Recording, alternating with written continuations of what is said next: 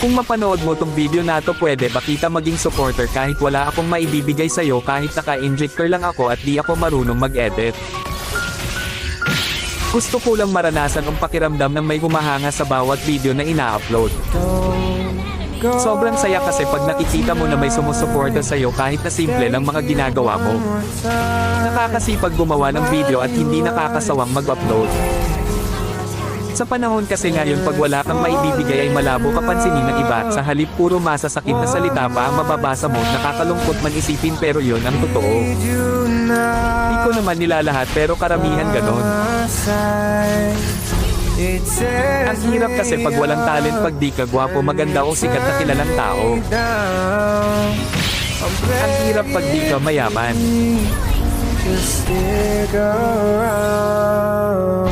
Okay lang sa akin basta lagi lang akong gagawa ng video kahit wala pang pumansin ang mahalaga.